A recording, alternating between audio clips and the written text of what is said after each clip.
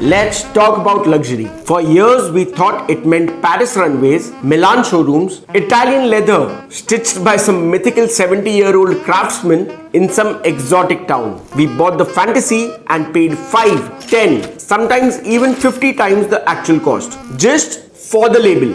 But now that story just fell apart. And the truth, well, it's not pretty. But recently, a massive exposé just cracked open the luxury industry. Turns out many of these so-called heritage brands were outsourcing their manufacturing to giant factories in China. Chinese factories are selling the same $80 luxury fashion yoga pants for only $5 to $6. And no, these are not knockoffs or first and second copies. They are the actual suppliers. Another claimed they make and supply the bags for $300, which a leading global fashion brand simply flips for $5,000 and more. Of course, with added money spent on marketing and celebrity endorsements. It's not scandalous because they made it in China. It's scandalous because they lied and charged luxury prices for factory line output and called it heritage.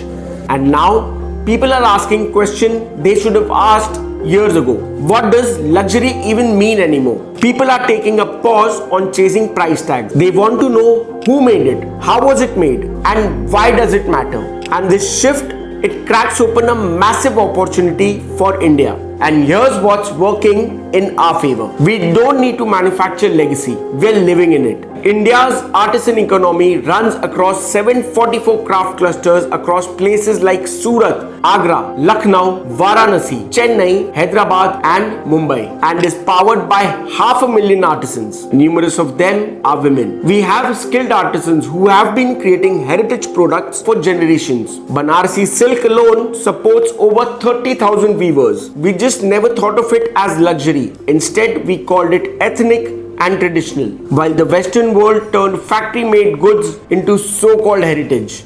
By 2027, over 100 million Indians will fall into the affluent bracket by global standards. These buyers aren't price sensitive, they're quality curious. They want value and do not mind paying a premium. And now they've got the pocket to match the taste. Over 142,000 kilometers of highway now crisscross the country. 11 industrial corridors connect metros with ports, factories and hubs. Double stack freight trains now move goods at 75 kilometers per hour, nearly 4x faster than before. Warehousing has increased up to 19% last year, with Mumbai alone adding 18.6 million square feet. It's no longer about finding a buyer, it's about reaching them fast. And now, with Make in India pushing for local manufacturing, the world's finally looking our way. Not for cheap labor, but for craftsmanship that actually means something. So, luxury isn't dead. It's just evolving out of the showroom back into the hands of people who actually know how to make something worth keeping for generations. And if you ask me those hands, well,